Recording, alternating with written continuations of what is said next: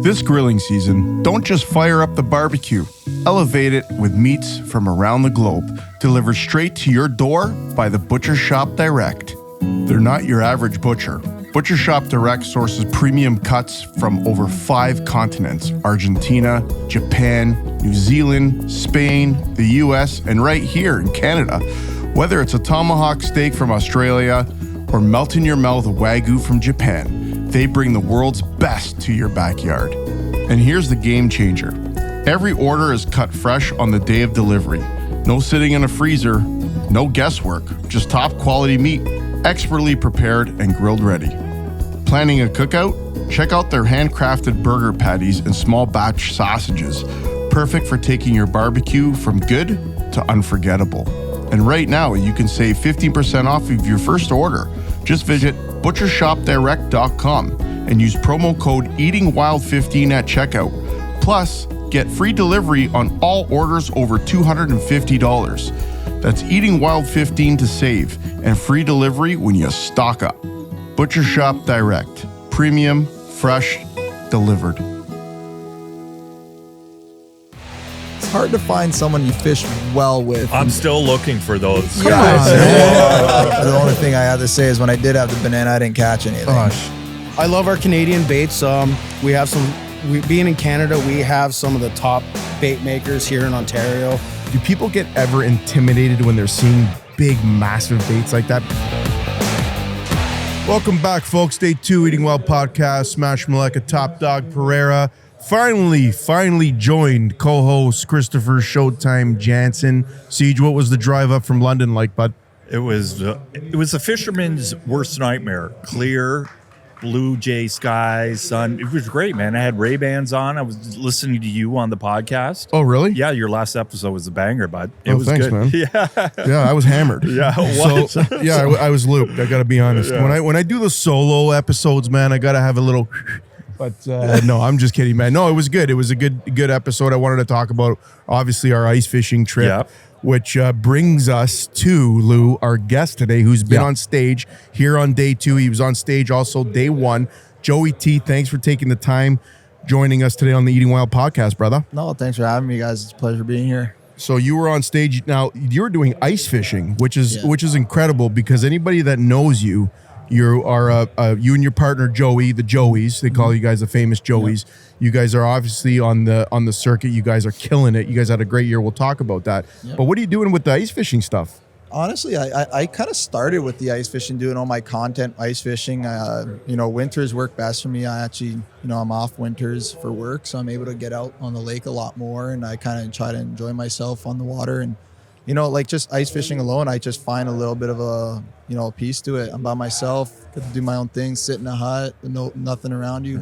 Seems boring, but I love it, man. That's your therapy. It's my therapy. That's your therapist is the ice. Yeah. Fish comes in on the screen. You just your heart starts racing. Yeah. And set that hook and you see it come through an 8-inch hole and it's a 20-pound lake trout or a 10-pound burbot. You just start freaking out, Yeah, we wouldn't know that because we catch 2-inch perch through ice on Skoogog. So we live through guys like you.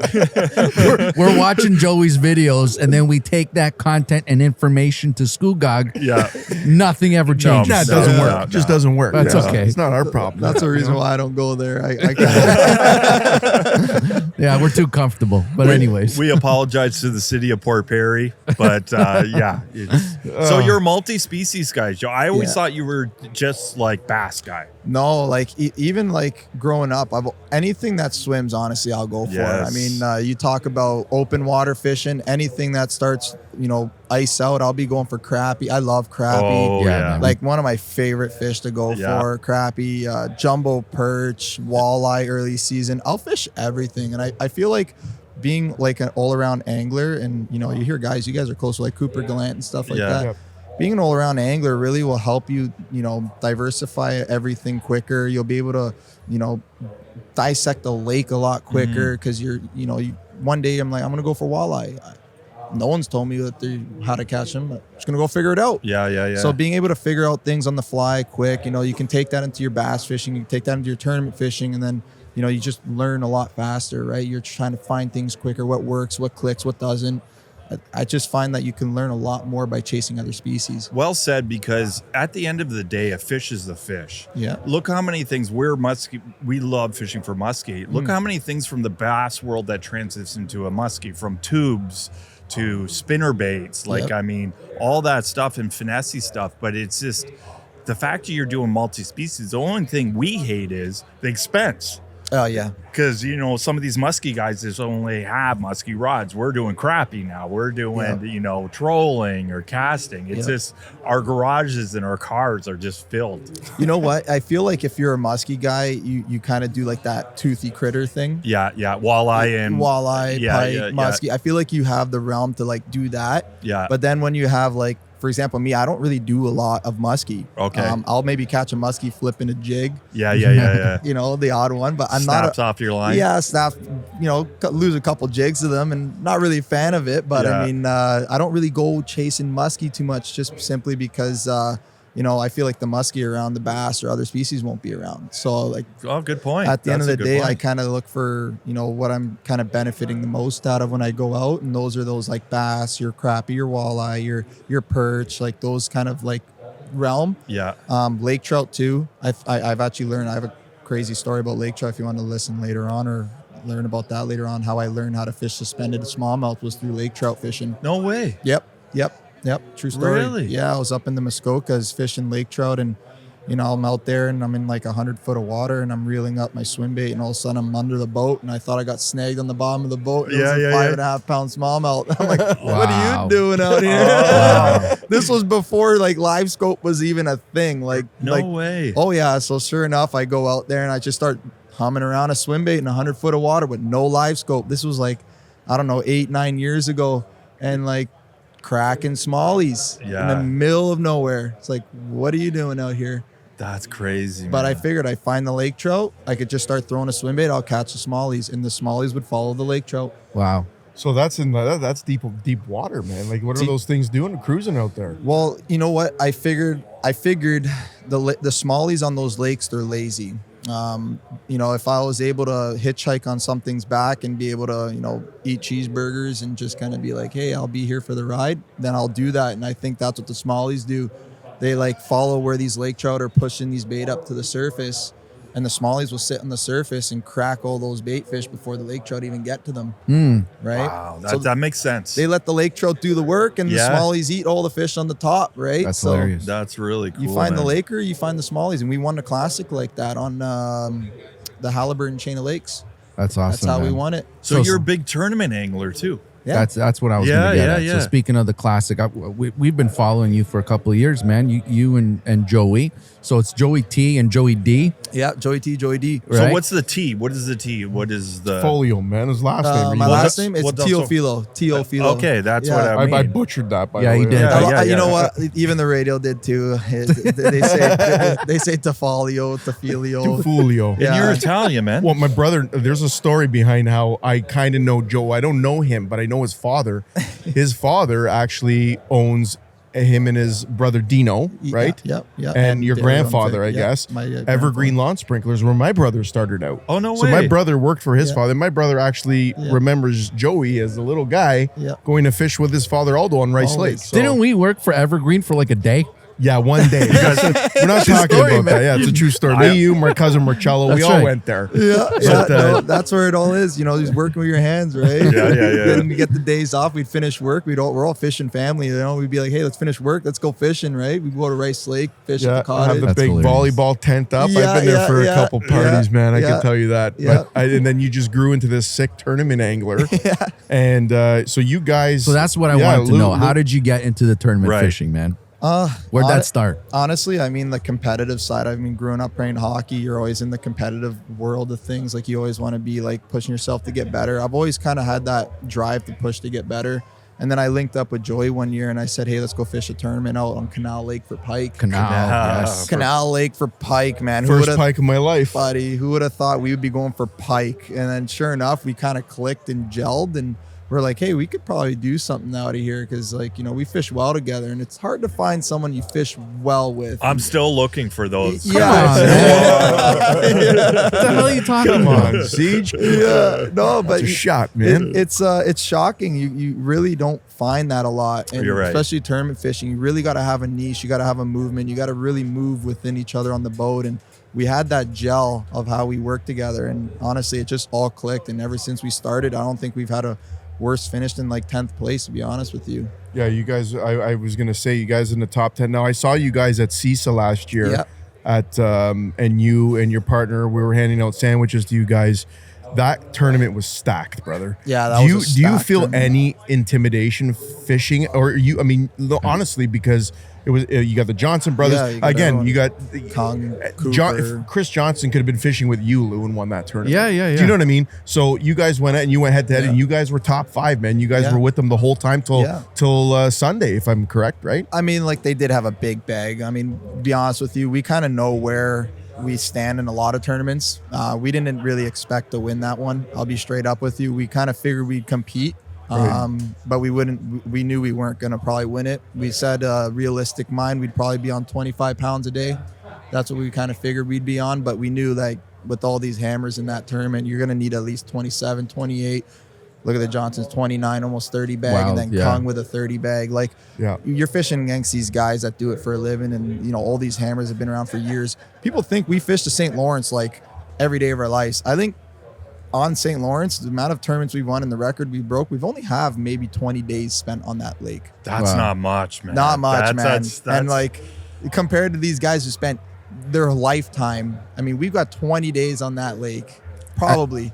We keep hearing this from everyone who's in the tournament circuit. Like David C talked about it yesterday. You got to spend time on the water. time on water. Time on the water wins everything. But, like, we do put our time in prior to the tournaments. We pre-fish. We put our time in. But, you know, you got these hammers in that kind of tournament. I mean, 25 pounds looks what it gets you. It got, you know, you had guys coming from the States, too, that were fishing it, that are hammers down in the States, like Buffalo side and stuff. But or not Buffalo. I think it's New York side. Yep. There's so much anglers, so much talent out there, and we learn every day. But you don't get better unless you put yourself in those shoes, right? You gotta be against them. How many tournaments are you doing a season? Last year was actually one of the craziest seasons I've ever had. I fished the Bassmaster Opens as well. Oh, no way. So I was traveling from, like, the States to, like, fish Andy's CSFL, to fish the MLF, Canada MLF, then Nice. CISA, then Nice. back down to, like, Minnesota. We actually went to Kenora last year to fish Wow. the KBI. Like, overall, I think we had like 20 tournaments. Wow. Every weekend. I mean, yeah. And people think it's easy. They think it's But it's a grind. You show up, you go fishing. Like, I mean, you're driving yourself there and your crew. You know, you're staying in the hotels, you're eating, and everyone just probably thinks, man. Wait a sec. Are you married, man? No. That's Not the yet. key. There it is. Not yet. You hit it on the head, Lou. And My partner just got married, but he's still fishing strong, man. So So you he's- wait to any kids? Is your no, partner? he's got no kids. Okay, No, I got then- no kids. yeah, either. okay. No. Then we'll see what happens then. No. we're scaring the crap out of them. Shit out of him, Lou. It's a beautiful on, man. thing. It's a beautiful thing. If my wife's listening, Love you, hon. Yeah. But no, you're doing it at the right age right now. Hammer, Yeah. hammer. Now you have quite the social media thing too. Like, I mean, You're killing it on the killing socials, it. man. I love Trying your to. videos, Oh, man. thanks, man. No, I try to. I love it. I love doing it. I mean, it's there to help people too, right? I do a lot to help people. The underwater cameras, even the bass fishing videos, anything that can give that bite where it's like a little bit. We give out that like 95% of detail. Yeah. But Not there's always- not 100. There's always going to be that 5% we leave out that maybe gets you that win on that tournament. Yeah, but, yeah. I'm very jealous of new anglers now because when we started, we had to wait for like a magazine to come out once a month, right? They like still do that. Oh, I know they still do it. Come on, man. But now these young anglers, everything's at their fingertips. Yeah. Whatever species, whatever it is, if it's ice fishing and everything, there's a guy like Joey on there explaining what he's doing, and it's just a visual thing. Yeah. So these new anglers, I think, I shouldn't say I think, there is going to be more of guys like you and the Johnsons and all that. Oh, yeah. Even better now then with the way the newcomers are coming up and they get electronics a lot more, Yep. you know, it's just going to be, this is going to be a beast. It is, It's you gonna know, be, it's gonna be tough in the coming years, that's for sure. Hence why we're trying to do what we can now, because I think when Corey and Chris Johnson's kids get up in Oh, there, yeah, they're gonna yeah, start yeah, taking yeah. everyone's Oh, money yeah. too. Those kids were wearing jerseys on the stages already. It said yeah. Johnson on the back. Yeah. They were holding their fish to the cameras. They're I was just holding like- the fish better than we hold the yeah, fish. yeah. They're at the dunk. They're at the tanks there. They're waiting there with their pops. Got their sunglasses on. Yeah. You know, huge crowd, which was cool. You must have loved seeing that here That on was- Canadian soil, I've man. never seen that, honestly, in a tournament. Like I fished the opens as well, but I think with our weather down there, the crowds weren't showing. But like that CISA tournament was like, I really hope it happens, and like I haven't heard anything on it again. But that was a great tournament. It was. It Did was you a ever really do fun any of the time. Renegade series? No, we No, never. okay. No, I'm in my time, like I would say I'm only 28 years old. Okay. I should mention. So Spring chicken. yeah, Yeah. little baby. So when it comes to that, Renegade wasn't around when I was Oh, fishing. okay. I mean, it was, but I wasn't in my like. I don't think me and Joey were starting to fish together at that point. Is this a full-time thing for you? It's like a pastime right now. Like Yeah. it's a fun hobby. But we do. You guys treat take it seriously, We do treat though, it man. serious. Yeah, We do. like your videos are well produced. Like I'm sure that takes a lot of time. Yeah, it takes a lot of time. We put a lot, like for me to edit, like say a YouTube video takes me like 12 hours to do one video. That's a full-time thing. It's a full time. But I do it on weekends or when I'm free, right? So Yeah, that's Yeah. awesome, buddy. So what's this year looking like, brother? Are you doing a lot of more public speaking, or are you guys going into tournament mode soon? we got the couple shows left. We do some speaking, we do some seminars at some bass clubs. You know, we love doing that. We love talking fishing with people. I mean, we could talk fishing for hours. to be Oh, honest with yeah, you. yeah, yeah. I mean, I think that's the one thing that everyone can do is talk fishing. But we got a lot going on this year. I don't know, just keeping busy, really. What has you excited about in terms of baits or new technology for this year? Baits or new technology? Honestly, I love technology, man. That generation. Gearhead. I am such a like that whole conversation of live scope and all this stuff, and I just love anything that comes out new technology. I'm a gamer, man. I play Xbox. I love it, dude. So if I could stare at a screen, sure, I'll do it all day if I have to. There's a new like Garmin coming out that's like 4K resolution. Yeah, I already got my pre-order in. I can't wait to see the mouths open on that lure, and you just know they're eating it. Like That's awesome. yeah, I'm excited for this year. I'm planning on trying to get a new boat too. So Wicked, man. yeah, Well, that's Wicked. awesome, brother. Well, listen, man, I know you're a busy guy. You're on stage all weekend long. yep. So Yeah. you're going to be talking ice fishing. Anything else? Is it just strictly ice fishing? Well, I'm on. So I got ice fishing seminar again tomorrow on Sunday at 10:30 a.m. I got some cool little footage. I got some new baits that we're eating this year. These fish are eating, and a couple new little stories. So like for those that will come by, like, you know, I could definitely give out some juice with that. And then we're on the bass tank. Me and my partner Joey D with a couple other hammers up there. We're gonna Sweet. be doing some bass talk. Amazing. On, some tournaments and like what's going, breakdown for success. How can our listeners reach out or try to follow you? I'm assuming Yeah. you have all the socials. Well, yeah, I try to. Yeah. No, but I'm on Instagram, TikTok. It's literally just at Joey _T, TEE. So it's JOEYY _TEE. And then on YouTube, it's just Joey.T.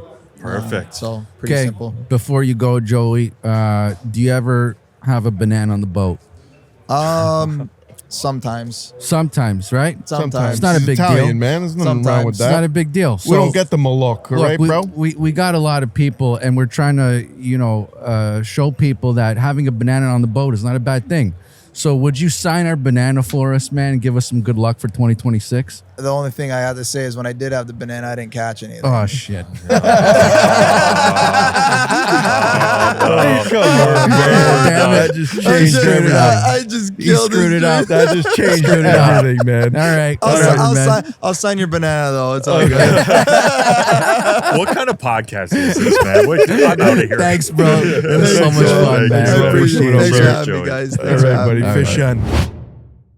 Hey guys, we're at day 2 of the Spring Fishing and Boat Show Yep. in Toronto, and we got a couple cool guests here. some young guns in Young the guns. bass series. I see a trophy. That must mean something. We're going to good, talk Luke. about that in a second. We got Christian and Mike. Christian De Silva, right? Yep. Okay. You are the son of Gary. Indeed. Yep. Okay, who's been in the bass series, bass industry for quite a few years, has he not? Yeah, it's been quite some time now. Right. I've only met him a couple of years ago through the shows. Great guy.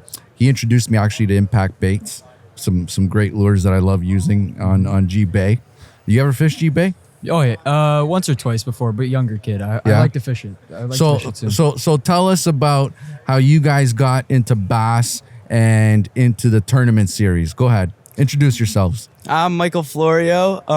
How I got into it is mostly online. Then the Hamilton Bass Masters, I started going to their meetings every month, and then they kind of introduced me into the tournament fishing, and yeah. Sweet. And how old are you, Mike? I'm 15. 15. Christian? I'm 14. And how did you get into it? Well, it's more of a family thing. You know, it's been passed down from generations now. And my dad got into tournament fishing as well as my brother. And, you know, going to all their tournaments, I loved watching it. I was like, yeah, this is what I want to do. And I got into it. I found out I was really good at bass fishing. So, you know, I stuck with it and I started doing some more serious tournaments and I got really good at it. So tell me about this trophy that you got here on the table, man. This trophy is really special. It means a lot to me, and I'm sure it does to Michael. We won it on Lake Erie in August, and it was a 2-day tournament. We won it with 26 pounds, I believe. Yeah, we're something like that. leading day one, first place. Nobody could really beat us. I think second place was like 4 pounds behind us or something. Oh wow! But yeah, it was a very special tournament, and then we're actually getting sent down to Tennessee. No way. Oh wow. Yeah, Kentucky Lake to go fish against other American kids, and you know it's gonna be a tough tournament, but I think we got a chance. Are you nervous? Well, I'm a little nervous. I won't lie. These guys, I seen these guys. These guys some game. They're good at fishing. So, Yeah. But I think everybody's got a fair chance. You know. So That's right. Just got to do your best and stay humble, because at the end of the day, whoever wins deserves it most. And I'm sure you've been watching what the Canadian guys are doing on the Bass Elite Series. Yeah, absolutely. They're killing it out there. Cooper, Evan, Gussie, they're all doing pretty good. I believe they're on today. How has that affected your like trajectory or like how you see yourself in the future with bass fishing in Canada? Well, honestly, like I know Cooper, especially, he started off exactly like how we started off in the high school industry. He started fishing clubbies, and then he got into, you know, bass and started fishing all the elite events and the opens. And honestly, that's all I'm trying to do. I'm just honestly following his footsteps, trying to make it to the elites, but it is tough. But That's awesome, man. That's good. Yeah, I got a question for you guys. So, when you guys go to the States, are you representing Canada? Like, are you Team Canada? yeah, we're Team Canada or Ontario, but Team Canada. That's amazing. So you're representing a country, basically. You're Yeah. 14 years old, 15 years old. I can understand that's a lot of pressure. Yeah. But I'm going to tell you No guys pressure, something. man. I'm going to tell you something, man. Being Canadian, we are on the rise in the bass world. You guys are representing. I'm going to tell you right now, you guys are going to do well. You're a well-spoken kid, by the way. Very Yes. well-rounded. You guys both pop. What's your favorite lake in Ontario to fish bass? Where did you learn? Where did the roots come from for you to win that trophy? And I want some tips, by the way. Yeah, But go ahead. let's go. Tips. Mike, you want to take this one? Yeah, mine's definitely Lake Erie. I've grown up fishing down there. Me and my dad. And basically in the summer, it's almost every weekend for us down there. Yeah, I love the largies down there, smallies down there, everything. Yeah, the perch fishing. The Lake Erie, if I'm corrected, it's clear. It's Oh, more yeah. like you're sight fishing for these smallies. Oh, am I yeah. correct? Well, Big time. yeah, I was sight fishing for the largies, big thing. I was just perch fishing down there. Yeah, you're sight fishing for them. Yeah, it's amazing. fun. It's a fun lake to fish. Yeah. Oh, yeah. And how about you, brother? Where's your favorite spot? Honestly, I have the most experience on Cooching. That's where I started Cooch. off. Yeah. Nice. And then moved a little bit more to Simcoe. I'm trying to fish it more. I got a tournament on Simcoe this year. I hope I'm going to do good on that. But Cooch started it all for me. That's where I made like my best memories, and I got all my spots on that lake. And Erie was like a big thing for me. Like it got me really into the smallmouth fishing, because I started off as a big largemouth guy. Yeah. I hated smallmouth. I didn't like the finesse fishing, and then now more that I use it, and more that I fished proper smallmouth fisheries like Erie and Simcoe, I realized like this is really fun and I love this. So tell me about one of your favorite finesse fishing techniques for smallies. I'm going to tell you mine. Mine is the hair jig. Yeah. Throwing a hair jig, clear water. Yep. I Just like dr- just dragging it. You know what I mean? Yeah, I like hair jigs. Honestly, I keep it pretty simple. I just tubes, drop shots, but I have these Ned hair jigs, and I put 2.5-inch X Zone stealth craws on them on the trailer. I smack them all the time on Coochie Simcoe. Nice. Tried them on Erie as well. Sweet, man. How about you, Mike? I like little tubes, like 2-inch tubes, like 2-inch minnows, really anything like that. Little football jigs, like the Ninchin football jigs, those work good. Then a lot of like small, like shaken minnow baits, but like super small, like 2-inch minnow baits. That's Smash. awesome, when was the last time you used a football jig? Never used one in my life, but I still smash. That's why my nickname is Smash. No, I was gonna say Ned rig for me, and it's a Ned rig for sure. Like I That's the go-to, that's right? the go-to is a Ned rig. But again, you guys are getting me to the drop shot. It's a great feeling when you get one on that. But I got a question for you guys. There's got to be at your age. This is honest, and this is coming from fathers here.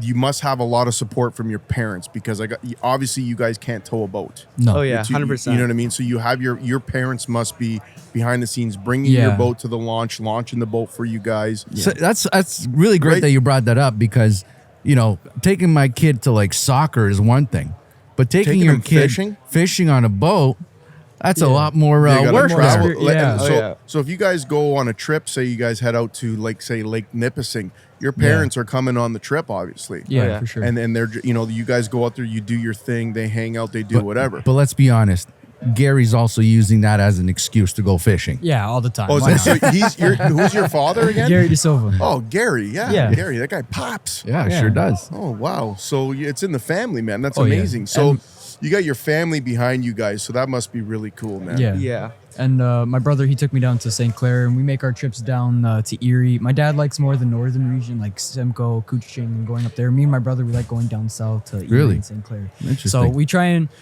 mix it up sometimes, but whenever I'm with my brother, it's always down south. We love Lake St. Clair. Boys, this was great, man. I love seeing the youth coming out and they're making waves in our industry. Before you guys go, we have a banana on the table, okay? Do you guys ever fish with bananas on the boat? Oh Absolutely no, big not. no. Big no. I get mad at my dad really bad about that. So we're going to try to change it up this year. You guys are going to sign the banana so that it's going to be our lucky banana for 2026. This guy's crazy. He wants I to don't know bring if I can. I'm not. I don't know if I'm going to be lucky honest. banana. I'm not into this, guys. But Okay. this No, guy. we gotta do it. Hey, you got to do it. You got to sign it for us because this Gotta shows. sign the banana? You got to take you gotta a Sharpie, sign the banana. Sign the banana. And I'm going to tell you Give us, right now. make it lucky for 2026. Find a space. Let me find a spot. Here. There's some big names on there, eh? There's some- Dave who's on Chong's here? on there. J. Chonger? Peter Rose J. is on Peter there. Rose is Okay. on there. Oh, I see Chonger. Yeah. All right. Now, one day we're going to be able to sell this banana for $1 million when they win the Elite Series. I was I going to hope say, so. we're actually tricking you guys. We're actually going to sell this on eBay when you guys become super famous, and we're going to make money on it. And we're going to call it the Good Luck Banana for trophies. Good luck banana. That's funny. Okay, Christian, thanks, brother. This was awesome, Nice man. to meet you, boys. Good luck out there, eh? Absolutely. Thank you for having us. It was a pleasure. Yes, nice to meet we're you going to do guys. it again, okay? Absolutely. Awesome, man. Fish Fish on. on, boys. Yeah, thank you. Hey, Eating Wild listeners, are you still searching for that perfect boat? Extreme Marine London has got you covered with new and used boat sales, service, and professional installation of marine electronics and accessories. Visit their London or Kingsville, Ontario locations today and get ready to make waves and catch that fish of a lifetime. Extreme Marine is your one-stop marine shop. Check them out at www.extrememarinelondon.com and follow their journey on Instagram and Facebook. Be sure to tell them that the Eating Wild Boys sent you.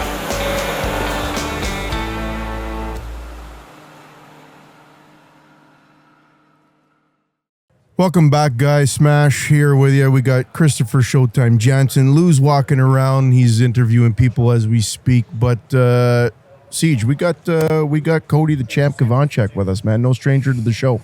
I can't wait to see the UFC belt. Last time it was the unified belt you had last season here. Now it's official. Now it's going to be the UFC one. we You got heard the it here contract. first. You heard it here first. Cody got the contract. Congratulations, brother, on your. I mean, listen, we've been following you for a long time, bro. We're brothers now. Yeah, we're brothers. You The guys wa- have been there every step of the way, man. And watching you on TV Almost. on Dana White Contender Series, I got to be honest, was so nerve-wracking. I think the last time you had him on, Tone, it was right before you were going on Dana White Contender Series. Yeah, right before the fight. So this is official now. This is official, buddy. Cody is officially signed a UFC contract, brother. Congratulations. Let's go, boys. And what's his title again? I hit the wrong one. Crickets. Oh, no, come on, man. No. Hold on. There it is. There it is. There it is. Hold on. Champ's here. Yeah, there we go, man. There we go. Wah, wah, wah. That was terrible. So now after you signed Cody, by the way, that knockout was phenomenal. What was that 2-piece chicken dinner? That's what it's all about, man. Yeah. That's what I live for. In those moments, in those fights, that's what I'm looking for. That's what I want to do. I want to entertain, give the people what they want to see. I knew Dana was sitting there cage side, Sean Shelby. And then I found my timing. I missed that same shot a couple times. And I didn't give up on it. And then he stepped into it on the third, and it landed flush. I knew I had him. As soon as he stumbled back, I knew I had him. Put the hands in there. It just came naturally. I didn't even plan it or nothing. It just happened, man.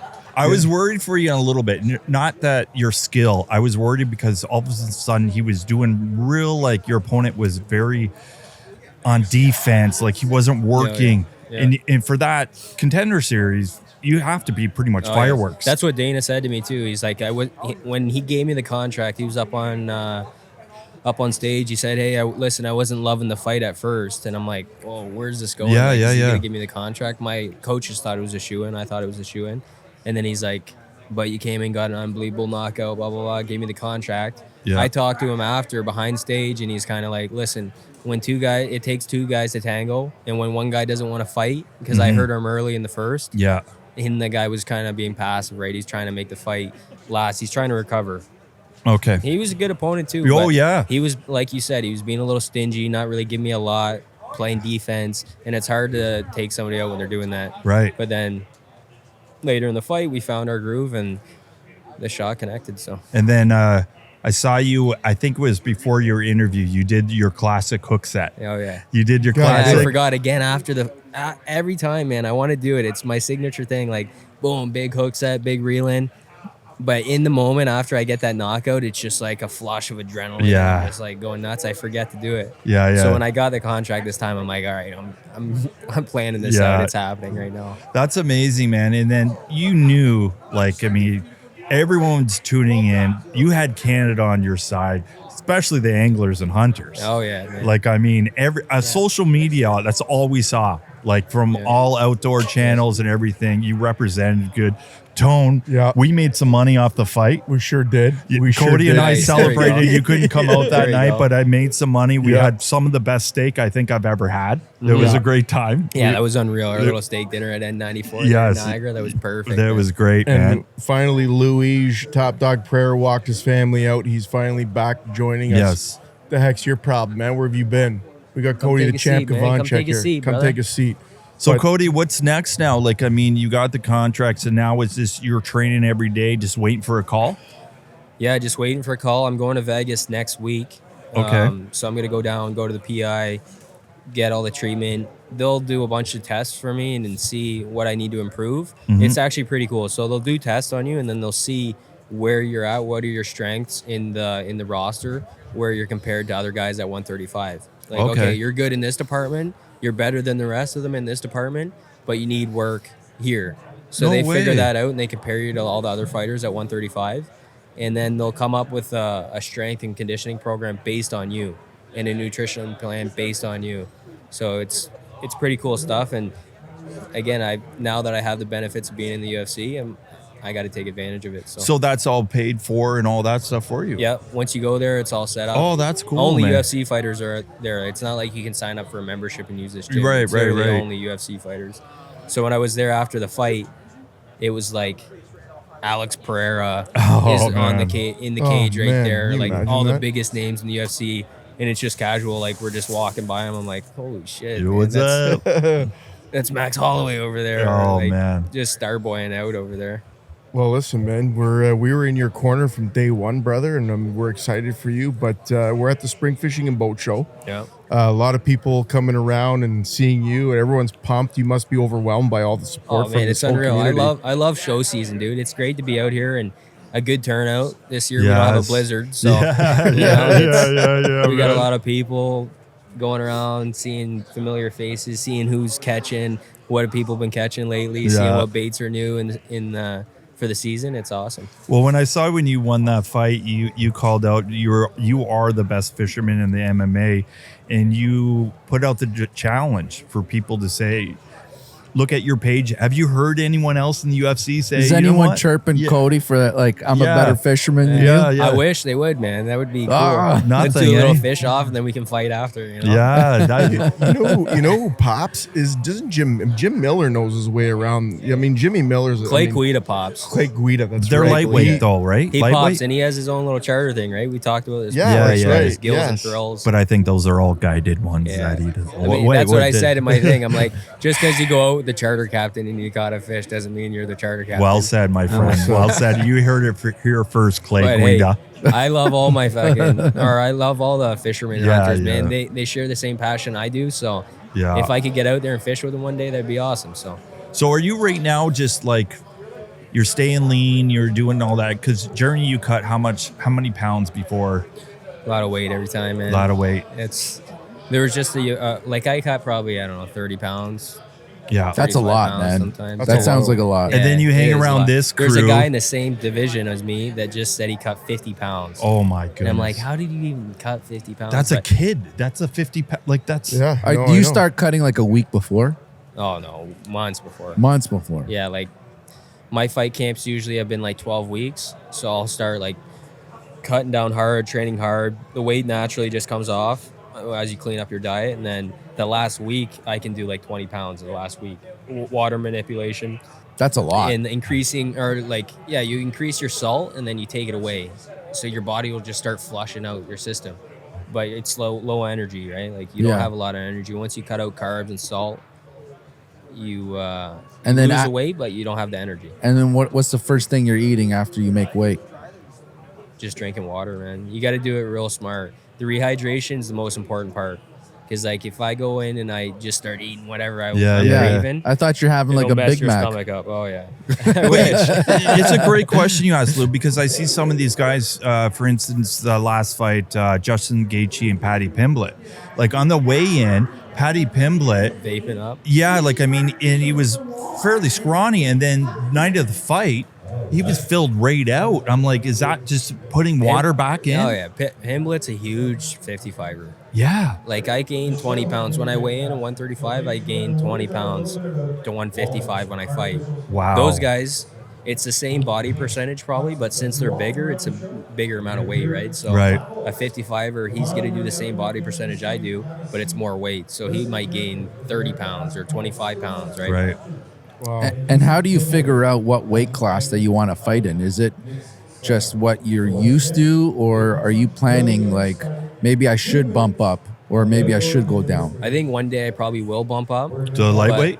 No, to featherweight. Featherweight. Featherweight's the next one. So that's 145? Yeah. Okay. I fought my first 4 pro fights at featherweight.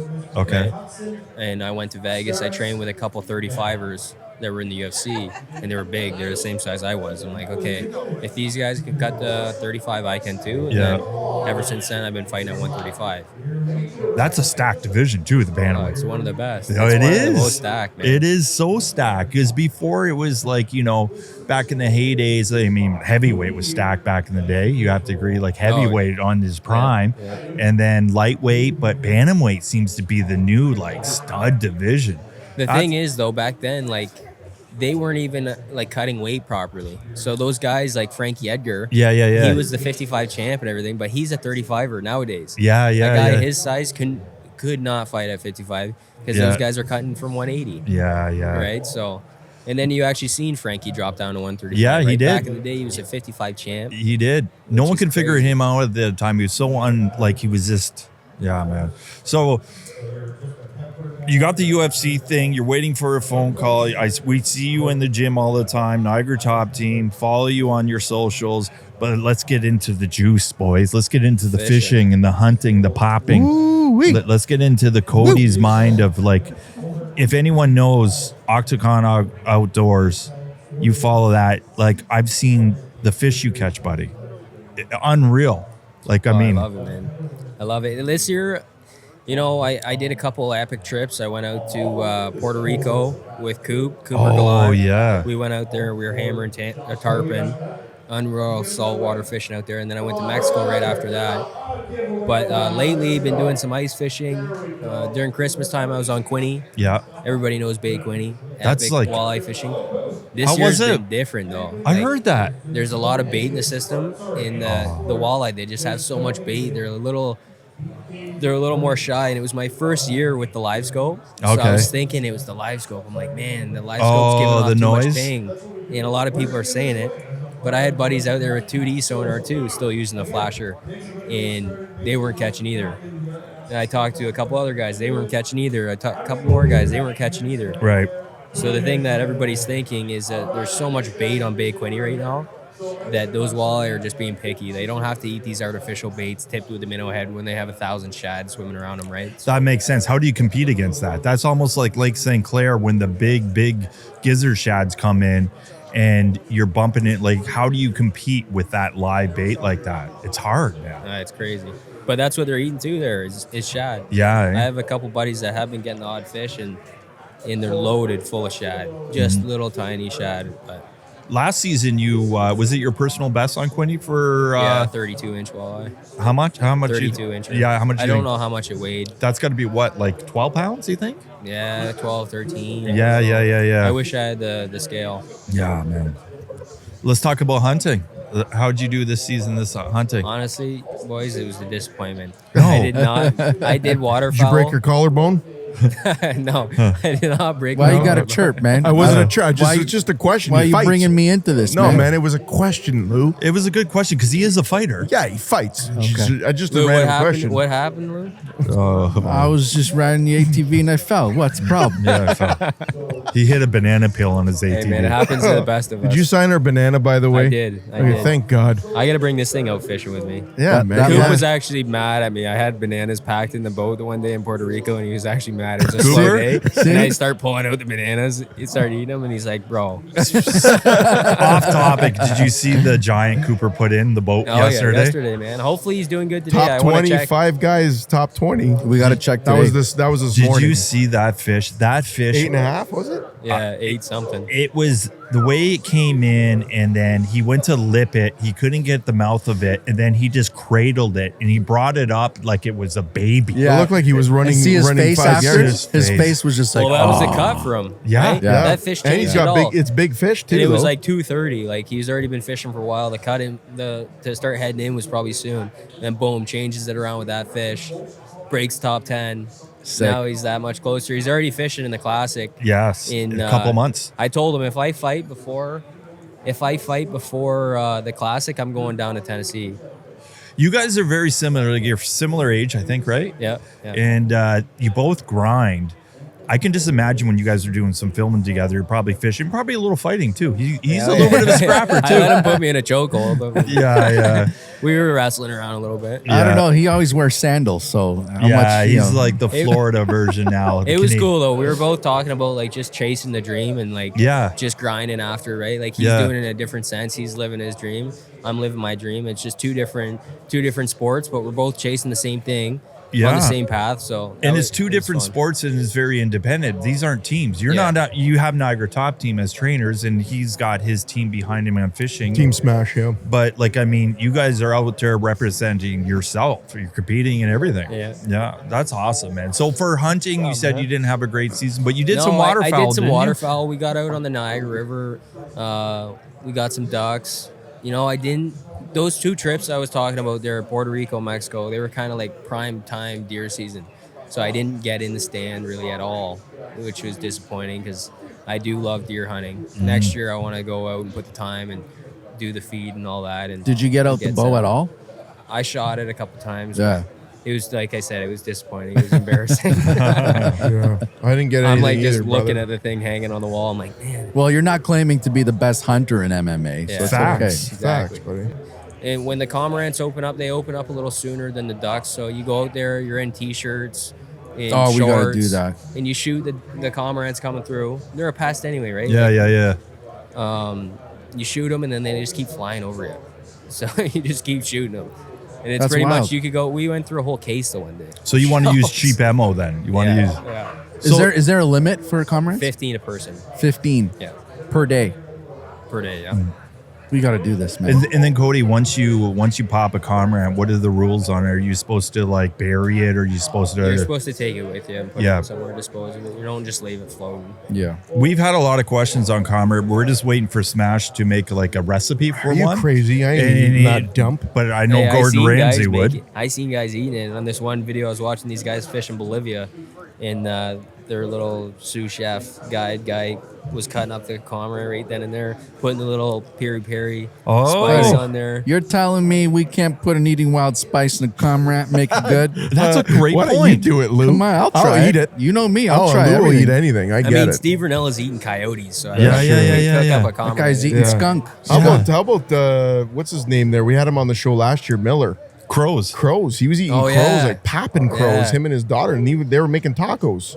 So There's I get a little it, man. extra to that. I feel like you're eating a crow. There's a little spiritual thing. Yeah, with that. I don't know if I want to. I see what you're saying with that. But, you're seeing a lot of so have you found since they opened it up that you can hunt them? Do you think that's making an impact on comrades? There's too many. Too man. many. Like nobody really does it either. Like the Niagara River, there's not a lot of guys I see hunting down there. Right. But yeah, I think guys should get out there Yeah. and go and hunt these cormorants and try to do a number on the population, because there's way too many of them, and they eat their own weight in fish every day. right? Yeah. So we'll see. I hate them. They're the worst. Yeah, man. It's we need more people popping them. Okay, Tone. Listen, man, I'll tell you right now, I just want to pop. What do you guys I don't been want. catching? I don't. Well, I haven't. I'm gonna be honest. This was the worst year for me hunting as well. Like I didn't do well, but fishing wise, it's We had a really good goose hunt. yeah. Oh, actually, yeah. Me and you did get a goose. Really? That was the highlight of my trip. Yeah. But other than that, man, it's been pretty slow. I gotta be. We honest. missed our Niagara trip this year. Yes. Yeah, Well, Mr. UFC all of a sudden can't Yeah. make it because Yeah. he's cutting Yeah, weight. that's true. I And wasn't doesn't really want to go fishing out with much. guys in their middle of 40s that are podcasters. I get it, man. No, it's all good. We'll hit it next season. Brother, we love you, man. We're so excited that you got to hang out with us. You're helping us out at our booth again this year. We're always here to support you, brother. Appreciate you taking the time, and good luck, the UFC, and can't wait to chill with you this weekend, brother. Let's go. I'm pumped to be here, and I'm always proud to represent Eating Wild. You know, I always tell everybody. So, thanks for having me on, and Fish let's get on. after it. Man. And where can people, we know your social handles. What are your social handles so that they can follow your journey, buddy? So my MMA page is Chovancek MMA, Yeah. and then my fishing hunting page is Octagon Outdoors. Beautiful. Beautiful, boys. Can't wait to put you in a chokehold. Ciao. What? Let's go there, dog. we got Muskies. Go, top This dog. guy's got pins on, in man. his collarbone. He's just waiting to calling throw the out. chirps out there. Right? Listen, we got Muskies Canada. They're going to be joining us right now, guys. Stay tuned. We're going to have the interview up next. Hey boys, have you guys ever been to Gagnon Sports out in Oshawa? Have I? That place is a gold mine. Picked up my new bow there last weekend. Hunting, fishing, archery, they've got everything. Boys, don't forget the indoor shooting range. Gagnon's not just a store, it's an experience. They've been doing it right for over 50 years. Seriously? I thought it was just another outdoor shop. Just another shop. Buddy, it's family owned, Canadian proud, and huge. We've spent entire afternoons in there. Or skip the trip and shop online. GagnonSports.com ships across Canada, fast, smooth, and packed with top-notch gear. All right, I'm sold. Gagnon Sports trip next weekend? Only if we hit the indoor range first, so I can show you guys how to shoot. Gagnon Sports, 50 years of adventure and counting. And don't forget to tell them the Eating Wild Boys sent you.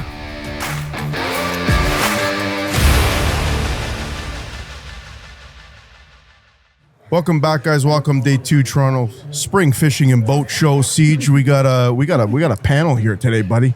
We're talking muskie, man. Now we got rid of the bass. We got rid of the walleye. We're talking the predator now with these boys. I think they know something about muskie. I think they do know something about muskie. We're going to start on the right-hand side. Please, brother, introduce yourself. We got the Muskie Canada guys. Go ahead. Hey, everybody. My name is Mike Hauser. I'm the chairman for Muskies Canada Mississauga chapter. Awesome. I'm Ryan Hipnich. I'm the chairman for Toronto chapter of Muskies Canada. And I'm Neil Pauly. I'm from Kitchener-Waterloo, and we're here to talk muskie.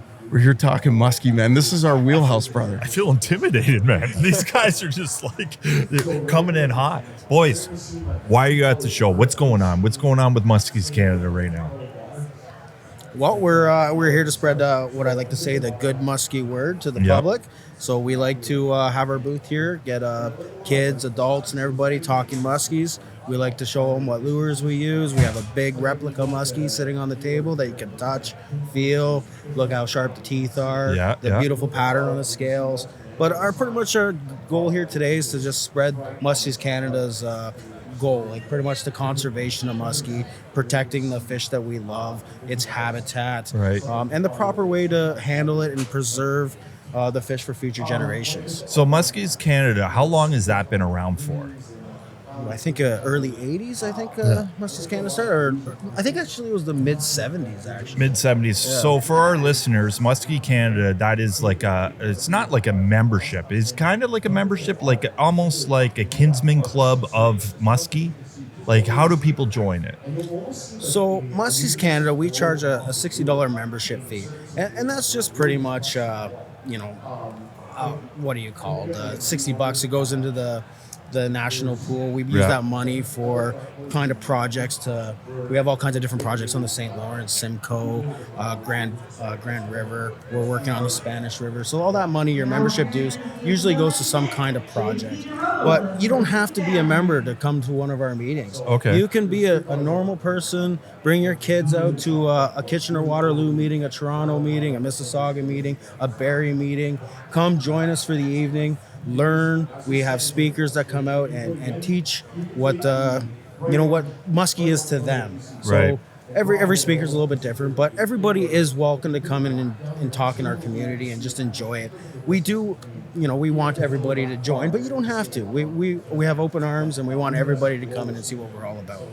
I have a question for you guys, all three of you guys. Back in the day, Antonio and I, when we started fishing for muskie, it was either you fish for muskie and no other species. There was that stigma. Are you guys finding that there is like more of a multi-species guys joining your clubs nowadays, Neil?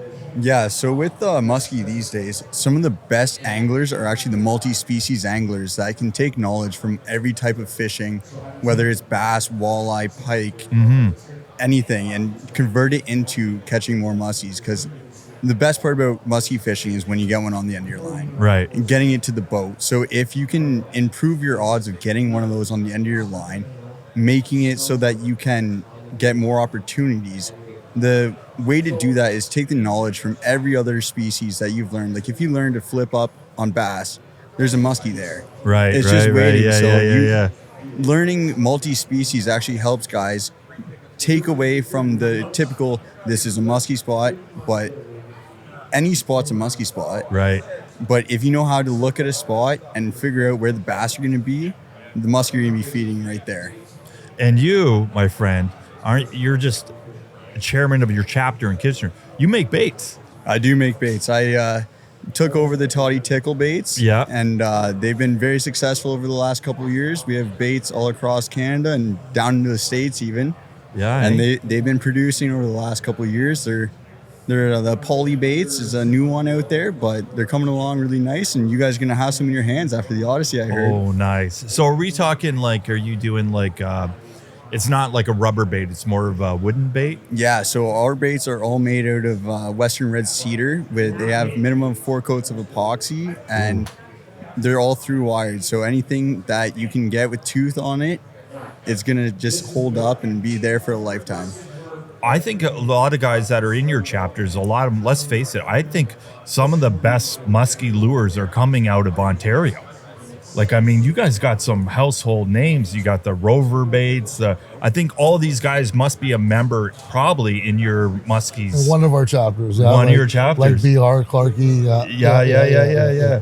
So you guys have the pioneers, and then they're part of it. But you guys said you were mentioning what lures work for you and all that.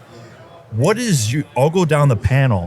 What you guys personally, what is your secret sauce that you could just tell Eating Wild listeners? Well, I'm going to start with my own first here, guys. Okay. snaps, yeah. Listen, I'm a muskie angler. Okay, Sage, you know that I pop. Yeah. Okay. Listen, we fished the Brawl for the first time. I think was it this year or last year? We fished it. We fished it. Well, we've been a part of the Brawl. You fished it this year. You cooked us all breakfast. We A cooked you guys lovely breakfast. But for me, I always was using the Water Wolf, like Mike from day one, brother. From the first time Hooks at Martin's caught that pike, it was the first time I used a massive swim bait. And I got to say, to me, my go-to, we'll start from the right side, work our way down. I want your intake too, but I got to go Water Wolf lures. The Magnum is sick. It's a sick lure, and I got to go Tennessee Shad. That's me. Go ahead, brother. What are you using? So I actually have a few special things that I do. So one of my favorite setups is a 12-inch original Rover, the original one, not the Cisco Shad, the 12-inch. I forget what he calls it, just the big one. And I put it on a BWB collar, and I troll it at about 5-6 miles an hour. That thing just kicks, and it's pretty awesome. Put 2 big number 10 blades on that. That's one of my favorite spring baits. I do really well with BWBs, the 9-inch Ciscos. And that's blue water baits? Yep, the blue water baits. They're phenomenal. Some of my biggest fish have come on the BR 14-inch minnows. Just massive tanks I get on those. I love the water wolves when I'm casting, the Shadzills, especially the new solid bodies. Yes, they're fantastic.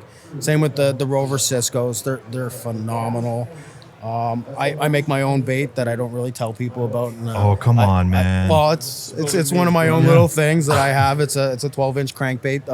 I've caught some monsters on that, especially some tournament winners. I've netted them. Yeah. It sucks. Oh, yeah. But I love our Canadian baits. We have some. Being in Canada, we have some of the top bait makers here in Ontario. You know, from Rover, BR, Clarkie, Hoser. They're all here in Ontario, so we're pretty lucky to have these bait makers at our fingertips. I'm really shocked. Well, I'm not shocked because I've heard this for years now. People trolling with big rubber swim baits. I never thought that was a rubber kind of technique, but you saying that now, it makes sense. Yeah, no, so rubber trolling has come a long way in the last couple of years. So especially in the fall, we're trolling them, say, on planer boards, just a plain old rubber, nice and slow, say down in St. Clair or the Thames River. It does really well. If you want to go a little faster, we put them on like a collar. It's just pretty much just like a metal V where it's got some blades up top and it's taking the swim bait down below, and you can get it to go a lot faster. It has a lot more stable, straight pull than if you're just pulling it by itself. Plus, it gives a little bit of noise and action and color in the water too, right? So It's pretty deadly. It really is. I've caught some monsters on the French River using it. Nice. I caught a monster sturgeon on it on the French River. Oh man, dinosaur. Yeah, a Rover bait in the mouth of a sturgeon. It wasn't foul hooked. It was in the mouth on the French River. So, we were really lucky to have these awesome baits at our fingertips. That's awesome. Ryan, what are you popping with, brother? I would say my confidence baits are mostly spinner baits. Okay, spinner baits. See, different, man. I love it. Mostly, what do they call them? Safety pin spinners, such as Lebowski or Tony Gallucci, beaver lures. But my go-to when I need to get a fish, I would say would be a Lebowski. Yeah. Now, John Bondi, we can't leave him out of it because he's one of the OGs. I find that when we first started LSC, you and Lou went out with a guide with Keith, if I'm correct. And Keith, now I think he was a guide also on Lake of the Woods as well. But you learned quickly about a John Bondi bait as a stinger bait, and you popped.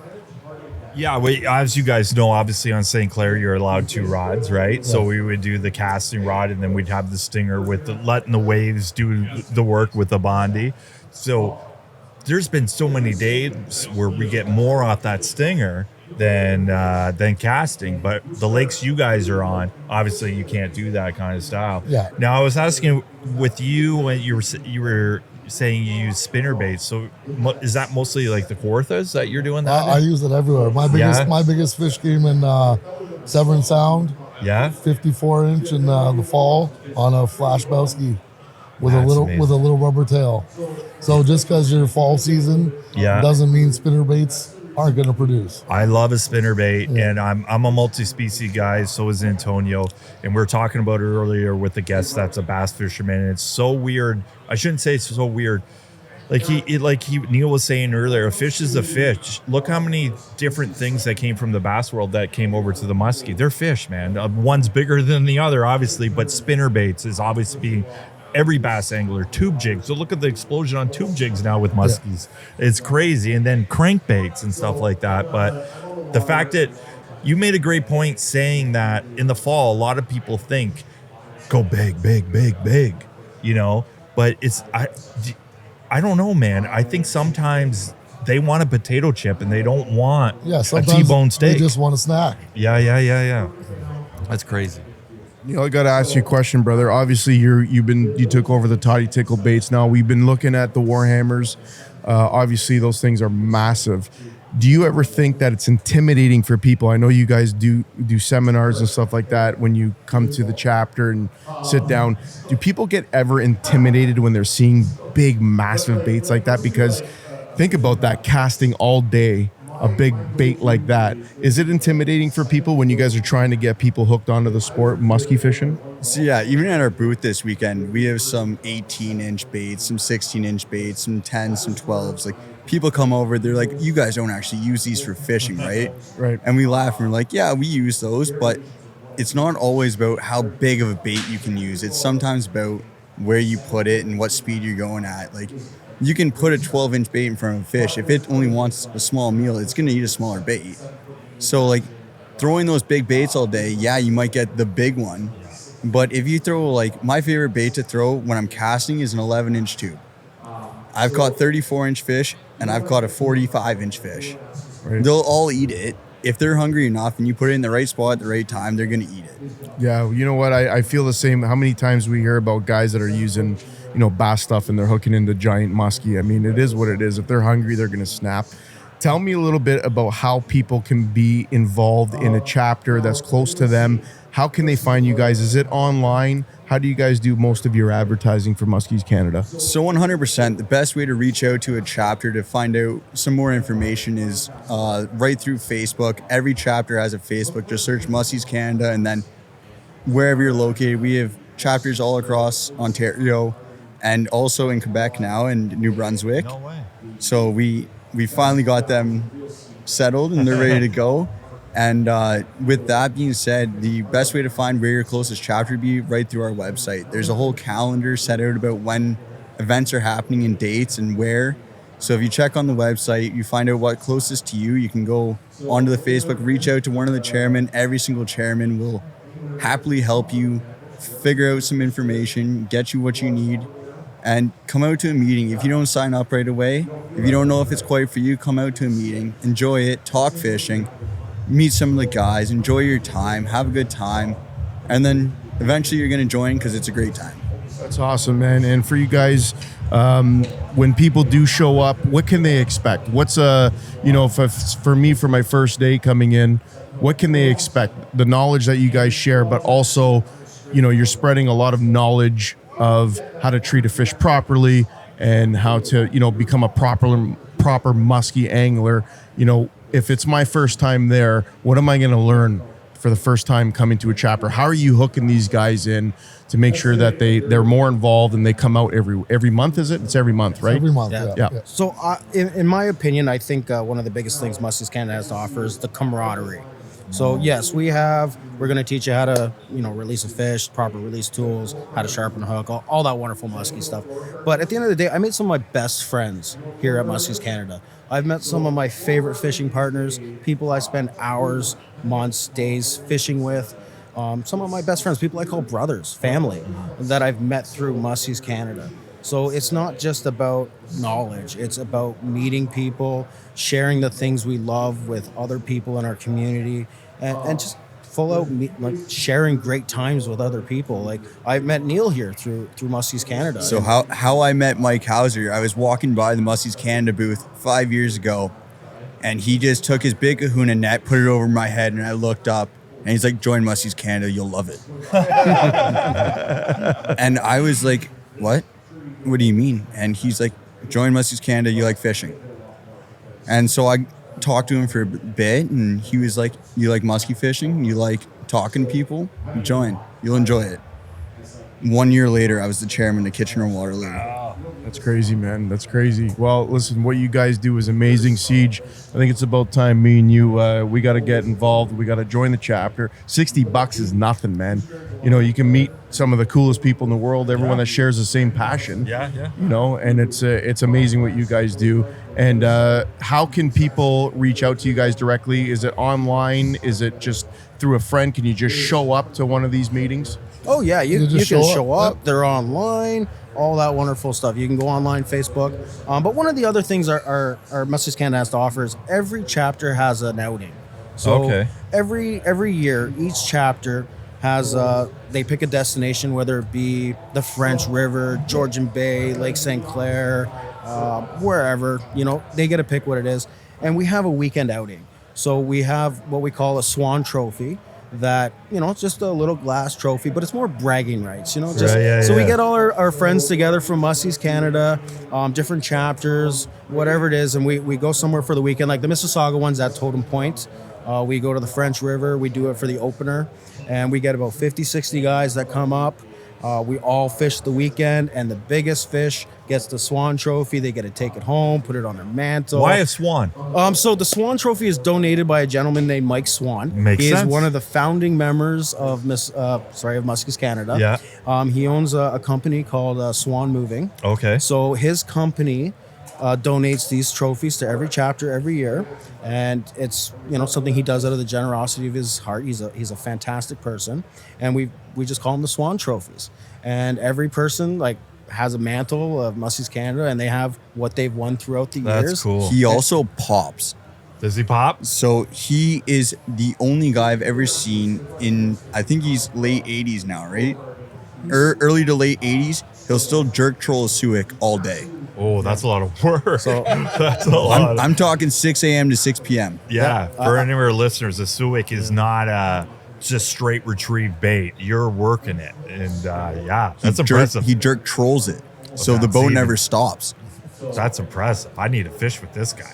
Yeah, it's honestly, I fished with him a few times, and every time I fish with him, I learned something new. Yeah. One time he was, you know, we're in the middle of November, and he's hand trolling a spinner bait, you know, just holding it in his hand, spinning it, making the action. No and then way. Catches a fish, and he's like, all right, now it's time to put the suic on, and he'll hand troll the suic, and he's catching fish. And we're it's talking amazing. hand trolling muskie. Yeah. We're it's not pretty talking crazy. about hand bombing a perch through the ice. Yeah. That's impressive, man. Wait. Is he wearing gloves? When he's saying hand trolling, he means He's rod holding in the arms. rod. Yeah, he's holding the Rod rod. in arms. Oh, I thought he Yeah. was No, he's holding the rod. Okay, Yeah. so he's just pop. Yeah. Still, that's very impressive. So most of us just put it in the rod holder and wait for the good wait for the times to clicker. happen, right? No, Wait no. for the clicker. He's from start to finish holding it like a champion. So the Swan Trophy is the covet trophy to win. Yeah. Well, I'm sold, Tone. Muskies, we're going to sign up. We're going to sign up, guys. Sunday, tomorrow is Muskie Sunday. Yeah, We yeah. got a couple speakers happening tomorrow, Ryan. Yeah. We have Mike Lazarus, Doug Wagner, and Jim Sarek. Oh, all OGs guys there, man. Yeah. That's amazing. Happening tomorrow. So 10 a.m. tomorrow is the start of the fish panel, and then I believe they're going to be over here on the. Nope, they're going to be at the main fish tank. At 10 a.m. Yeah, at 10 a.m. And then I think they're over here at 2 p.m. at the CFL tank or stage. Amazing. And I think we have Jim coming on tomorrow as well. We have Jim and Doug Wagner. He's an American stick that everyone knows, household name. To have that guy, he is like a very technical fisherman. So we're looking forward to it. So I was chatting with Jim earlier today, and he was telling us some of the fun things he's got planned for tomorrow. And he's gonna be have that tank going with some lures in that tank, showing you how to work them, spinner baits, jerk baits, some rubbers. So it's something that we haven't had with Muskie Sunday recently. We usually have a private room in the back. Right. So this year we've got the big fish tank for him to actually put lures in action, which is pretty awesome. Those poor rainbow trout that are sitting in there are going to get freaked out when they have see no it. idea what's coming. They have no idea what's coming. You guys They're will have to cook one or two up for us after. Well, boys, man, I got to tell you. And as well, along with Muskie Sunday, we'll be having a raffle for some prizes and whatnot. So anybody that comes down, if you're not a muskie fisherman and you don't want to spend a bunch of money on lures, you'll have an opportunity to take home some great lures like DKs and We got DKs, we got Polys, we got Lebowskis, we have Water Wolf, we have Rovers. So I'm kind of connected, and I pulled a few strings to get a few really high-end baits. And the guys I like to call my friends, they were very gracious to help out with this because it's for a great cause. All the proceeds go towards saving muskie, doing research on muskie. All these projects, they cost thousands of dollars, and it's just a little bit we can do to help. That's awesome, man. I can't wait to see all the muskie heads tomorrow, Siege. It's going to be like a reunion from the brawl, right? Boys, listen, man, thank you so much for taking your time, for coming away from your booth to sit down with us. We're looking forward to getting people hearing about, Muskies Canada. What you guys do is amazing. We love fishing. We do. But muskie, we got that special. We don't eat muskie, by the way. We're eating wild. We do not eat them. We catch and release all the way. But tomorrow we're looking forward to it. Thanks again, Neil. Thanks, boys. Muskie Canada, if you're out there listening, watching, join this. It is like, a hobby, and you can talk to your fellow anglers about it. We need this. You meet all your best friends. You get best friends out of this. Yeah, therapists. I You can be a good therapist, right? Yeah, So yeah. I could tell you my problems. And I'll listen to you all day. I'll tell you my fishing problems. I won't tell you my personal problems. As long as you tell me your spots too. So, boys, I get made fun of because my fiance, she always says, "How are you friends with so many 40-year-old guys as a 20-year-old?" And I go, because they know how to fish. Muskie fishing is not a hobby; it's a way of life. Yeah. Exactly. I love it. Well said, guys. All right, guys, we'll be back after this. Fish on and enjoy the rest of the show.